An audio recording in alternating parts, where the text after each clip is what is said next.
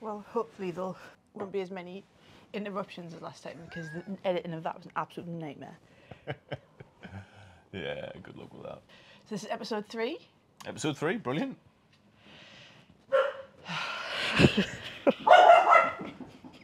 Right, episode 3. Yes, here we are, episode 3. And here we are, just general talk. Utter bollocks, basically, and a little bit about dad gear. Pretty much.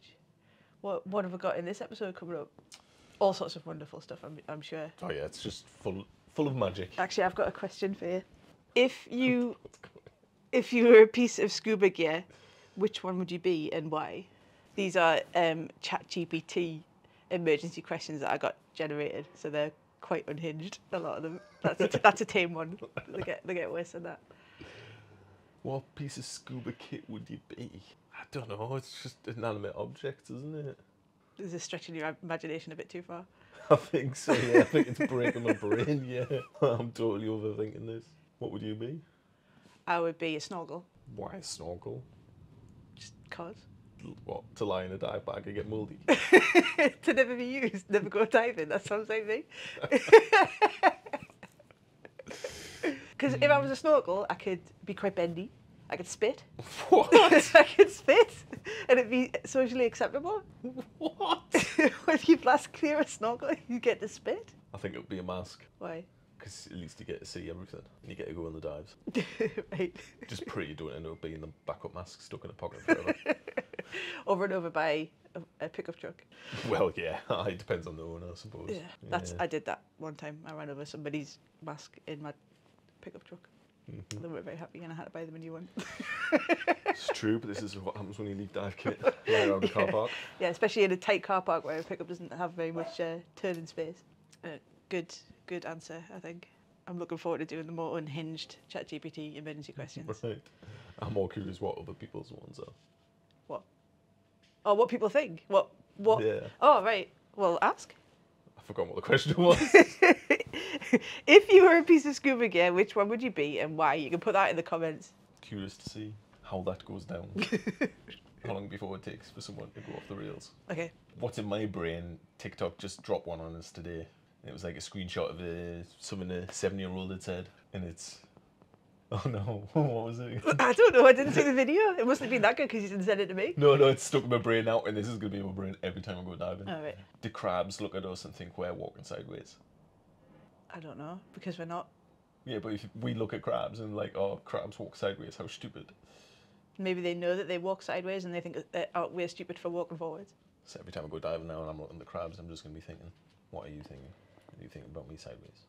Or maybe these crabs are like trim police and they're looking at you thinking, you're not straight enough with the weird googly eyes. Well, you know, you think about these crabs are like perfectly they've got really good trim on them. Yeah, but they're a bit flappy. When I swim it out. Not the swimmer crabs, some of the back ones. They're still quite flappy. They would get pulled up in a gooey I know, but fundamentals course for flapping too much. But you can imagine being a little tiny crab and a 6-foot diver comes towards you, you'll be like, whoa! Try and get away as fast as you can. Trim goes out the window, doesn't it? Be like Godzilla coming along. But I don't think their swimming style is because we're there. I think if we put like a hidden camera on the reef, I think we'd still see that same swimming style. Mebs. It's what to find out. Schrodinger's crab.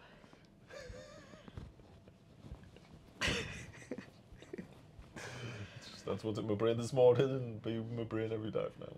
Okay, so that's in your brain, but you couldn't imagine what piece of scuba equipment you wanted to be. Yeah. That's enough of that. Let's move on. Right, okay, let's move on.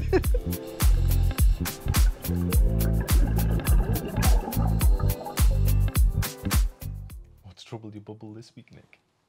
Well, I had a dream. Here we go. And I know people hate hearing about other people's dreams. Like, because it just means nothing to them. But I promise, I'm going to tell you this. I'm going to tell you the story of my dream because there is like a real life application of my dream, and it shows you how much I can't stop thinking about human factors. I dream about human factors in diving. Is it a real life application or is it just? Well, let's find out. You linking it. Let's find out, shall we? Come on then. So in this dream, I'm going diving. I'm in like the Philippines or Thailand or somewhere tropical. Right, nice place to go. Get to the dive centre. all my gear and all the other divers' gear goes on like a truck to be taken to the dive site. It's like a shore diving site, so off it goes. Right. And then we have to walk for like hours, like 2-3 hours through jungle and over streams and all sorts of stuff to get jungle and streams to get to this dive site, right? Right. So first of all, I'm knackered.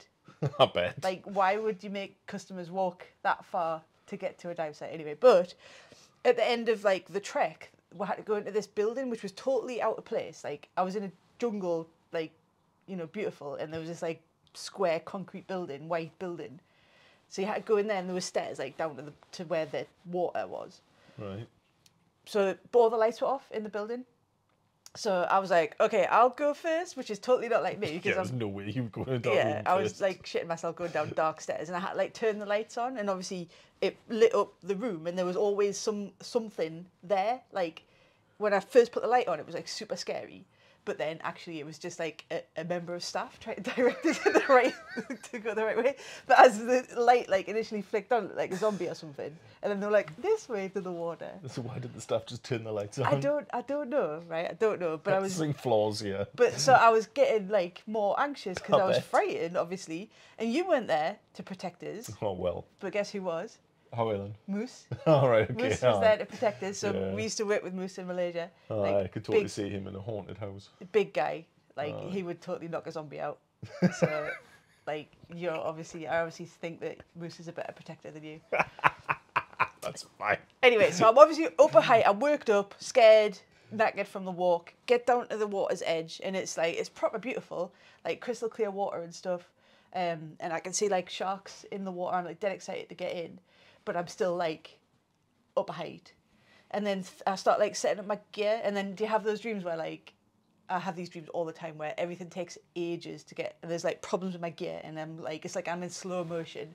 And everybody else is, like, running around getting all sorted of that. I'll get, like, anxious that they're waiting for me. And I'll get dreams like that. No, it's just, that's a normal dive day. So, I'm up a height, I'm anxious.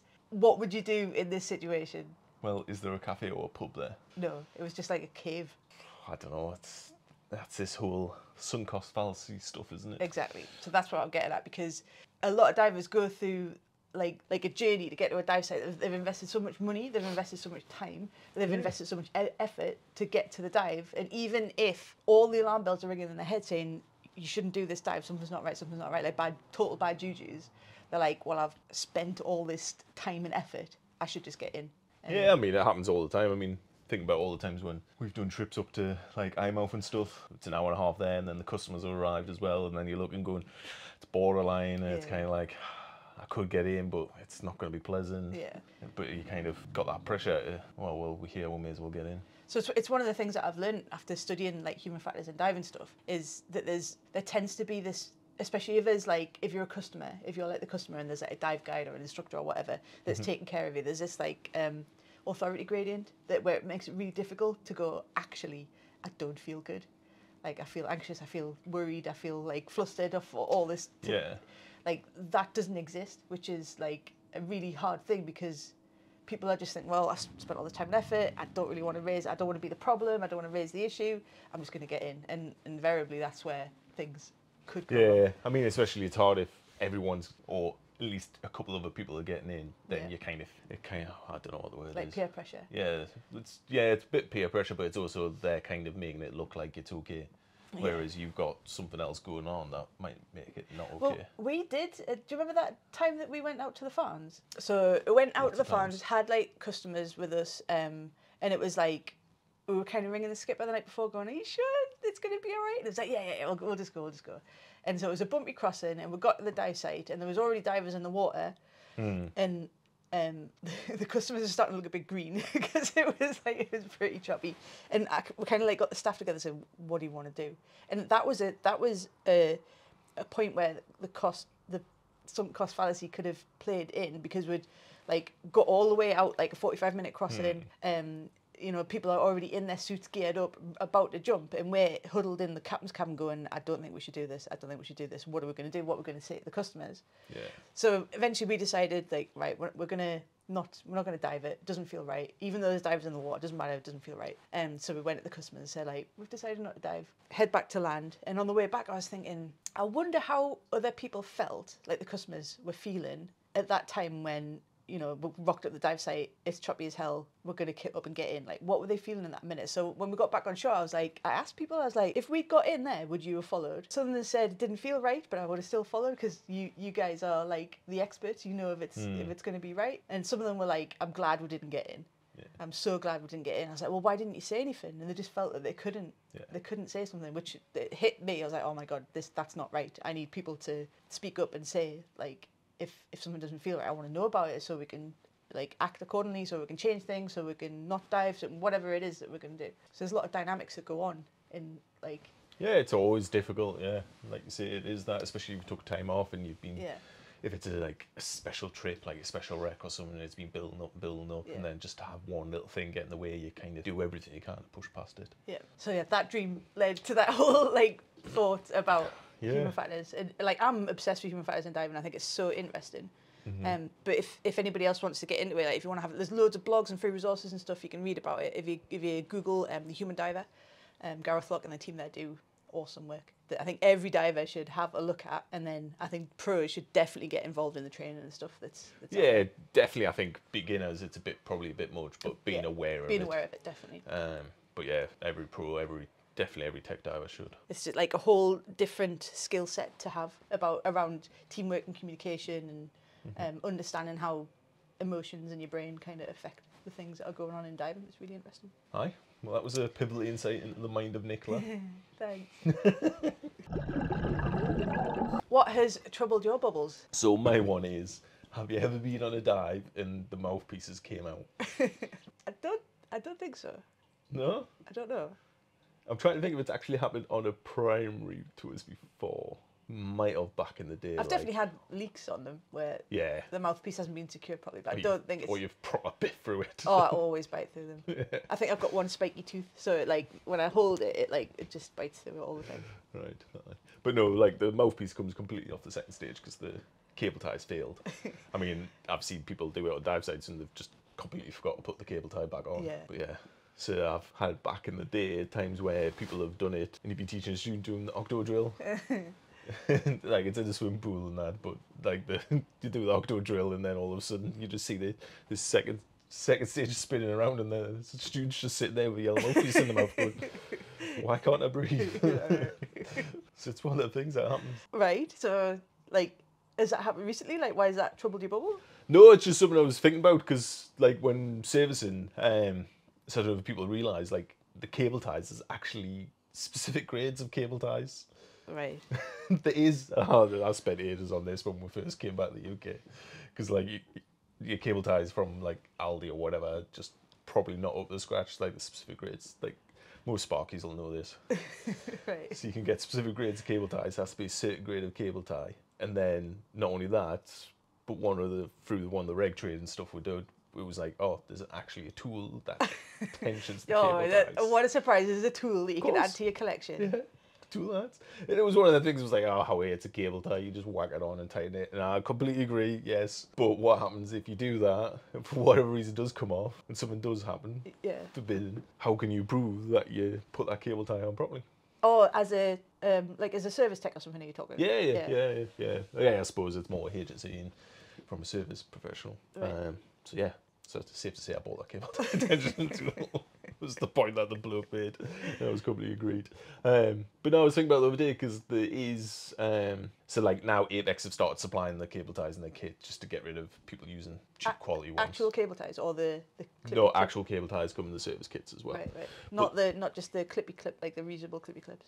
No, so there is now the reusable mouthpiece clips as well, but that's all. So in the Apex range, I think it's only on the XL4s because it's the environmentally friendly reg. Right. Oh, right. So the OSHA now. Yeah. Okay. And a few other manufacturers do it. I think Scuba Pro, off the top of my head, they do one similar. And it's probably on a couple of Aqualung regs as well. Right. But with me, it's reusable, brilliant. So that reduces waste. But at what point do we change it? Yeah. Where's your tool to show if it's calibrated properly? Yeah. So it's like, is this a new tool? I mean, we've used it in the school and they've been abused and so far I've never had one come off using the reusables, so surely it still keeps the tension, but there have been cases of them breaking. Well, before the dive. It's just plastic, isn't it? So well, that's only, it's like a plastic hinge clip, and the hinge is popped off. Yeah, anything that you're gonna clip on, it's like if it's just a piece of plastic, it's gonna wear over time. Yeah. So I've seen people like have bashed it. So my worry is that people have bashed it and knocked it off and broke the clip, but not realised on the octo, and then it's come off or whatever, which wouldn't happen with a proper cable tie. So this is kind of one of them classic it's a classic conundrum in my brain of environmentally friendly and practicality. It's kind Can you not get cable ties that are made from like recycled materials? Not yet. Maybe there Have we is. just discovered a niche? I know there's lots of different types of reusables, but I don't think I've come across a recycled version. So yes, that's what goes in my brain on a daily basis. Cable ties. Cable ties. Okay. It's very exciting. So now I've just thought I'd throw that out there. So if anybody sends you a regulator to be serviced, right, yeah. You know, the reg doctor is going to have the appropriate tools and the appropriate... Yeah, you can rest assured I've obsessed over this a little bit. So yes, I use the proper cable ties. Thankfully, manufacturers also supply them as well. And I've got the cable tie tensioning tool. So in theory, it should never come off. Should we move on to questions then? Because you've come thoroughly bored with that. Very interesting. Yeah, sure. Was I not hiding that very well? No, you were not hiding that. Jesus, at all. How long can you talk for a cable tie about? Happily accept that challenge. It's no wonder we're sitting on the sofa on silence of the night. We have a question from Ben. Why have my Enluva gloves shrank? All right, yeah. Aye. Yes. That whole issue.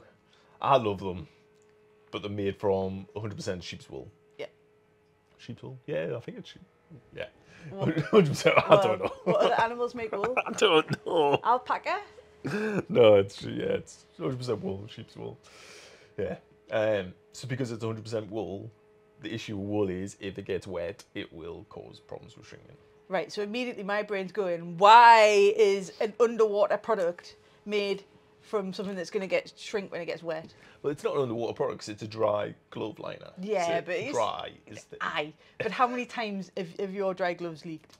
It's been a while.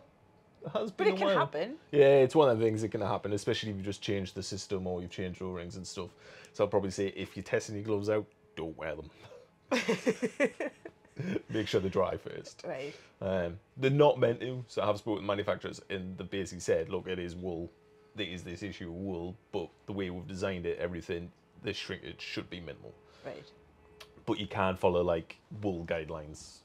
Wool guidelines. Wool guidelines. Wool. Where'd you get the wool guidelines from? Is there a website or a phone number I can ring up? Google it. Is it sheep on the other end of the line? No, so like the wash care guidelines. Right. Because that's what something we're going to put on the website. So I don't know if Woolite is a brand everywhere in the world, but it certainly is in the UK. So you can get Woolite. It's like a laundry care. Oh, right, yeah.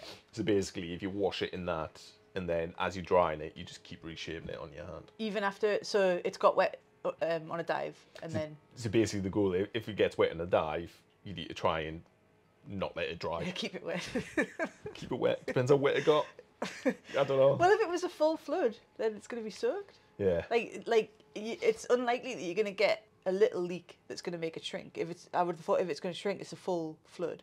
Like it's got completely soaked. Yeah, it's unless more, like your little pinky, so now you've got like a really little shrunken pinky. It's probably more like a full flood. So like I've got mine here. So this is, this is what we're talking about. That looks shrunk. Is that shrunk? Yeah. So this is one of my first ones, my first foray in discovering wool. Yeah, like it's I can't move my fingers now. I proper shrunk that and just ignored all guidelines. And yeah. Do you want to, like, should we give it to a toddler? It would fit you. I don't know why I even kept it, but I think I kept it to fit you. But you don't wear dry gloves. Don't wear dry gloves. Oh no, yeah, they'd be perfect for me. See, so if it does shrink, you can always give it to your partner with smaller hands. So it is one of them. So you potentially, if it was that badly shrunk, you can put the Woolite in and stretch it and reshape it to an extent. I tested this to the extreme and I've just ripped it. Right. So there's only so much you can do. Right. Whereas this is now we're using ones, and these have shrunk, but they still fit. So you will get a little bit of shrinkage, but if you do take care of them and kind of treat them right. So how much are they? I don't know, I can't even remember off the top of my head. They're not cheap though. No, they are. Like 30 quid, Oh, 40 oh, quid. okay. I thought they were more than that. So, would you say, in your honest opinion, that these are worth it, even though they might shrink? Like, do they perform so well that it's worth the risk? So, with gloves, the biggest thing is dexterity. So, any glove that is potentially warmer than this, really bulky. Ah, right, okay. So, if you look at like the Sandy gloves and the new 4th Element Halo gloves, they're like sausage fingers. You've got massive sausage fingers. Sausage. Sausage, but they're really warm. So I think in terms of warmth compared to like dexterity and bulk, I don't think there's anything that comes close to these. Right. And you can wear the little liner gloves underneath them as well as a double layer. So yes, there is that issue of the wool shrinkage, but I think the benefit you get from them far outweighs, and they're quite comfortable for like normal land use as well, because they do a sock version as well. So these are the socks. So that is 100% wool. Whereas this is only like a blend, so 60%. Right. So you can wear that underneath and that over the top. So that's why now mine must have shrunk then. Yeah. Yeah. Quite possibly. So this is a bit of an issue with this, because especially if you get changed on a wet boat and you stand in a puddle, it's quite. And you're gonna need to wash those, but I suppose you just wash them in the wool. See, my principle, this might be a man thing, is they'd be stinking. No, because the inner one gets stinking, so that one gets washed. Like on a fabric care, but that one doesn't really. And wool's one of them materials that. You just keep on persuading yourself that. It does, man. I'm sure it's one of them things. It's one of the things, a bit like silver lining stuff. Like antibacterial. Yeah, antibacterial or something. You just keep convincing yourself the reason to not wash your socks and being an absolute scrub. But wool is a fantastic material for this, because it's one of them fibres. This is how you look at sheep on a hot day. They're not getting hotter because it's one of them fibres. It takes away the sweat. It's really good for summer because it is very good at taking moisture away and cooling the body. Right. But then if the other way around, if it was cooled, it's very good at insulating the body. See, because I look at sheep in the winter and if it hasn't been shorn, I'll be like, you poor bastard, I feel sorry for you. But have you ever seen a sheep sweat? So anyway, that's the Enluva range. Yes, the Asian issue of shrinkage. I think it's worth that benefit for value for money for how much warmth you get for dexterity. I think they are worth it. Right. Unless you were going to be doing like some proper extended range stuff, and then you might want thicker gloves or heated gloves and stuff like that. Right. That's a different ballpark. Or if you just want them people that just always breaks the dry gloves and always floods the gloves, then maybe they're not for you. Next question comes from Olivia. What's better for good trim, weight belts or integrated weights? Is this for me, is it? Well, no, I think this is for both of us. All right, okay. Because I can tell you straight off the belt, I would say... Straight off the belt. The integrated would be better. For me, personally, because I hate weight belts. I hate how they dig in, they hurt. They're not made for women's bodies at all. Weight belts are a pain. There is, like, if you have your own weight belt and, like, get the weight perfectly set up, like, how you like it, and fit with the retainers that locks them in position and stuff, and you always use the same weight belt, it's not I don't see that many people using weight belts now, though. Like, it's only just, like, schools that... Yeah, they are disappearing. Like, yeah, it's not... Even most PCDs on the market, I would say they're integrated now, are they? I think integrated's far nigh the standard. Yeah. There is that debate, if you go with the wings, yes, you can get integrated pockets for the wings, but it does take up some of the harness space, so there's a bit of a trade-off there. I mean, I've just... I wouldn't say it was a huge issue. I've just jumped straight onto the comfort thing there. That's not the question. It's asking about trim. So trim's more about the position of weight. Yeah. So weight belts for me, they're all right as long as there's only like 2, maybe 4 kilo one. Yeah. Anything more than that, they become a nightmare. They just spin around your body. You kind of get them tight enough. And they tend to, like, if you've got more than that on, it tends to drop the back half of your body down, so your legs tend to be down. They do tend to just slide and sit on your hips or lower, which does basically cause that lower half to go, especially if you've got quite a bit of weight on there. Yeah. But if you've only got 2 kilo up and you can kind of keep the weight belt a bit higher up your body, it's not as bad. Yeah. So the beauty of the integrated is it brings it, so it gets rid of that, something completely off your body. Yeah. So it is a bit freeing. And then by mounting it into the BCD, it holds it in position. It can't really... It can't move around. Can't move around your body unless you're spinning around inside the BCD. But like in terms of trim, so the integrated isn't in that much of a different position than what a weight belt would be, and you're limited to where you can only put the integrated in the pocket and have it in one place. So if you've got your weight on a weight belt or in your ditchable pockets, Yeah. Like how if and you're not happy with your trim, then what's the options? But in theory, like the integrated is designed to sit higher up the hips, so it shouldn't sit lower down the body. So it instantly moves that weight up. So basically, imagine the seesaw. It should help tip that seesaw back level. Right. But even with the integrated, if you're putting too much weight in there, it could potentially cause problems. Well, yeah, like UK dry suit diving. Yeah. So then you need to start looking at distributing the weight across the body, and this is where wings come into their own. Yeah. So you can use trim pockets, which go on the tank bands on the back. Could you put them on a BCD? Like, Some BCD manufacturers you can, yeah. Right. Some, the way they've stitched on the clips and stuff, it's difficult to get them on. Right. But sometimes they come standard, and there's Velcro versions, so there is options, yeah. But wings is just a bit more modular.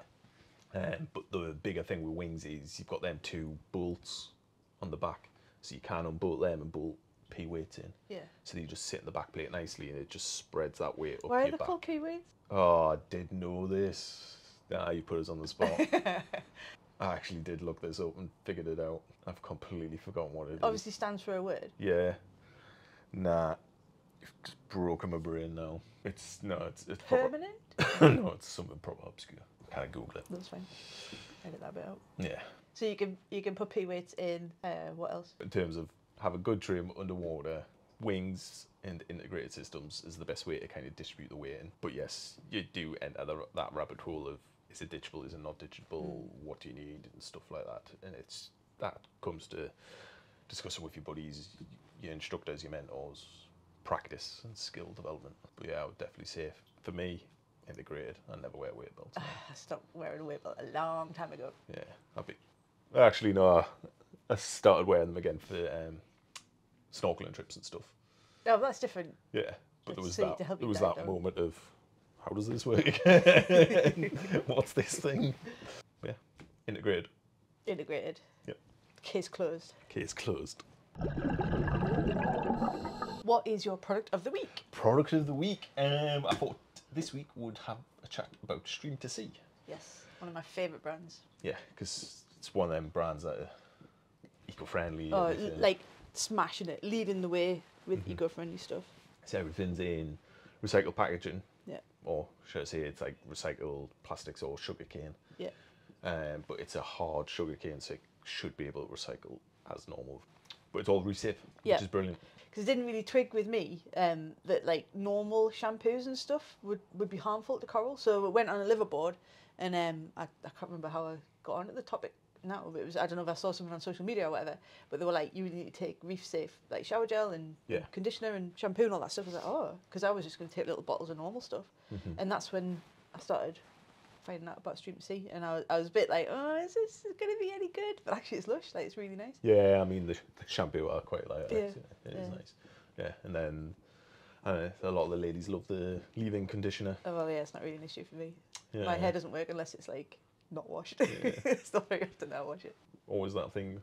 I don't know. They just whacked it in their head, and after the dive, and it just tangle free or whatever. I've never used leave-in conditioner, but I have been told that it's very good. Oh, right. It's very effective. Yeah, I'll stop trying to talk about that. Yeah, so the products I want to highlight is, so now they've extended the range, so it's sun creams was the mainstay. Yeah. Because there's a lot of harmful stuff in sun creams, and that was proven to like kill corals and stuff like that. So that was kind of where they kind of started everything off. Yeah. And then they extended the range into the shampoo, the leave-in conditioner. And then COVID, they had all the hand sanitizer stuff as well. Yeah, so they expanded into that side of things. And then there's like lip balms. Yep. I've kind of lost track of everything they're doing. There's loads of stuff. Yeah, but what the owner, who's a diver, discovered the shampoo body wash actually worked as a defog. All right, okay. And that's where it came from. That's my main product, yeah.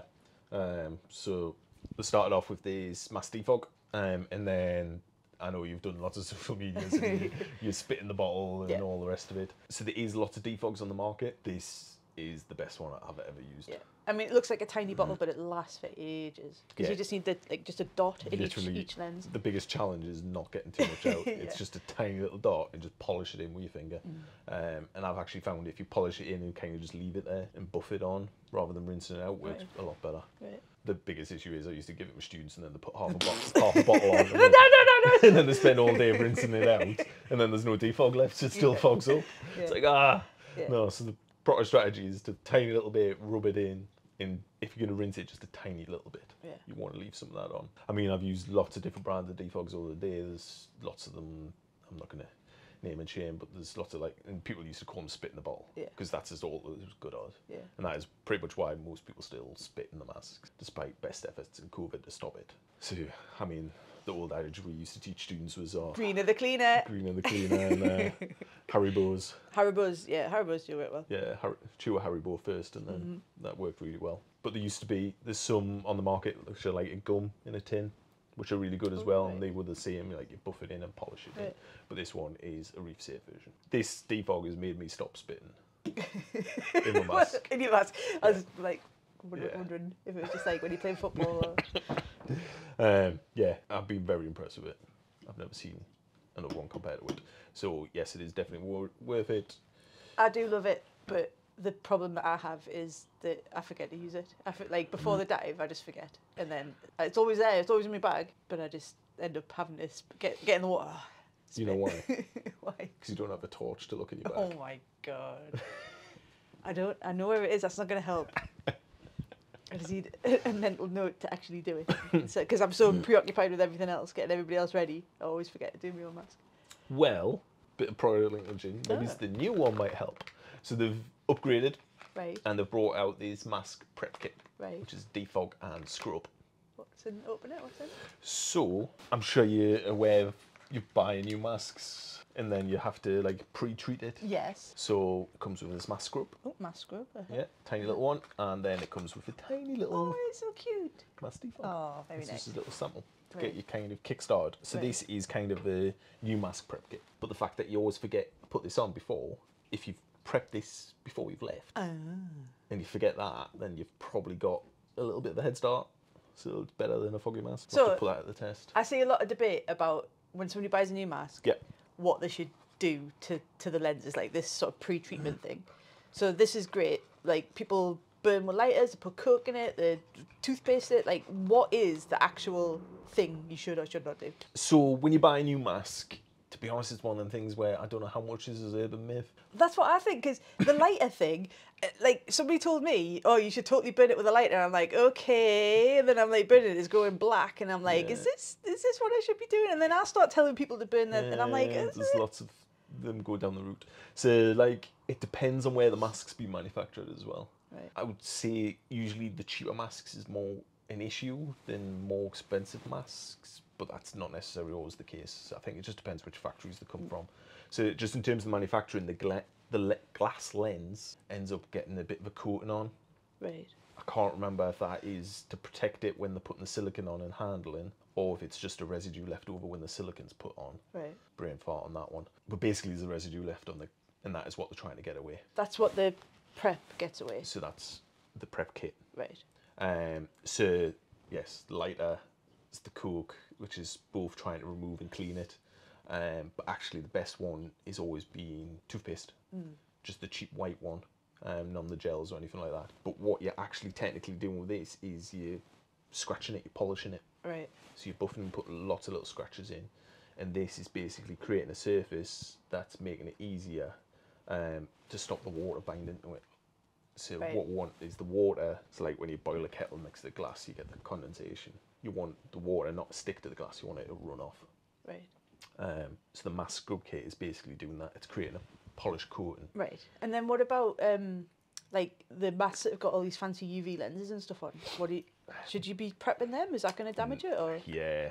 I think Fourth Element have officially said you can use this with their. I'm not convinced on that. Right. So the UV coating. So some UV coatings are on the outside, some are on the inside. Right. I have seen people just absolutely scratch them, so you've got to be careful with them type of lens coatings. So if someone's bought a new UV lens one, what would you recommend? I would recommend if you are going to do anything like that, you can use this, but I would probably say get one of them like camera lens cleans cloths. Right. Because I think a lot of the scratching comes from the finger. I mean, we had one. Spiky finger. Well, one of our customers was doing, because a lot of customers will do this just before they jump in the water. Yeah. And dry gloves. So the dry glove is basically sanded it down. Right. So if you are going to treat this, do it before you put any gloves or anything like that on. But yeah, that's kind of a good way to kind of prep your mask beforehand, and then it's got the little Defog bottle to get things started off. And so, it's just an awesome brand that is all for protecting the ocean. yeah, safe for reefs, streams, lakes, and oceans. Perfect. I'll have one of them, please. So that is the end of episode 3. Yes, that's episode 3. Episode 3 done and dusted. Yeah, excellent. So to finish, I get my revenge and do an emergency question for you. Oh, a ChatGPT unhinged question. Yes, I do like the selection. There's 2 I really want to ask you. You only let ask one? But there is one that is kind of fitting with the start of the show. So, have you ever had a dream where you were breathing underwater without any equipment? I think I dream that quite a lot. Do you? Yeah. What, where you've had gillyweed? No, I'm capable of being underwater without any gear. But how? Like you Because got a shark's head? Because no, it doesn't have to be. It's just I just am. I'm just at one with the ocean, and I can be there and breathe and survive. Yeah. I mean, when I watch like the cool free divers underwater and stuff, like especially when they're under the ice and just I see videos like that, I was like, oh, that would be so cool. Yeah, but that I wouldn't be able to. I'm not holding my breath. I'm breathing underwater. If I was holding my breath underwater, I'd be panicking. Yeah, because I'm just like, yeah, that's really cool, but I just haven't got the discipline to do that. I don't know how the crazy free divers, like when they go down, like all those hundreds of meters, their lungs compressed to the size of an orange, and the lung walls touch. And then when they come back again, they expand. That cannot be a nice feeling. And the fact that you have to push through, it's like the chokies, push through and find your happy place. Because your body's screaming at you to breathe, and you're telling your body chill out. Okay. That must be the worst feeling in the world. Yeah, but it's fine because you can breathe underwater apparently. Oh yeah, I can. That's fine. Yeah. So how? I just can. Right. Okay. So when you're dreaming about breathing underwater, what are you doing? Just breathing. Just breathing. Yeah. You're not at one with it. You're not like Aquaman. Well, it's just normal in my dreams. I'm not even thinking about it. So you don't have like an octopus puppy and stuff like that. No. No, I totally would have like loads of octopus. I would have like an army octopus. But yeah, it'd be amazing if we could breathe underwater without scuba kit. Yeah, that would be quite helpful. It would. Because you wouldn't have any limits, would you? You wouldn't have any no digo, because you're not breathing nitrogen. I don't know. It depends how the technology goes, but in theory, yeah, you'd just be breathing oxygen from the water. What do fish breathe? Oxygen. Yeah, but only oxygen. Do they absorb anything else? They must absorb everything, every gas that's in there. I don't know. I haven't asked a fish. Well, potentially, yeah, but.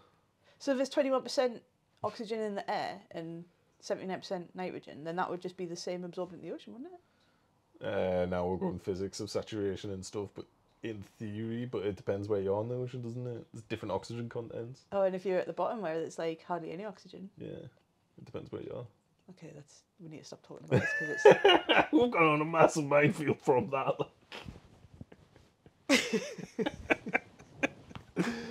Yes, so this was an episode of where we discovered Nick's brain and the magical properties of it. Nothing wrong with my brain. Yeah. Thanks for watching, guys. Oh, wait, before we go, we should probably say if you have any questions that you would like to be answered on the next podcast episode, then you can send them into hello@thehonestdiver.com. And obviously you can like and rate and subscribe and all that jazz on your podcast provider on YouTube and share this out to your friends so we can reach even more people with our inane ramblings. Yeah, and if we've touched, if anything we discussed today is kind of I want to hear back, so feel free to comment. Because I mean, we've obviously talked about the very controversial topic of spitting in your mask, weight systems. So let us know what you think. If people should talk about their dreams on podcasts. Yeah, I think we definitely don't go down that road again.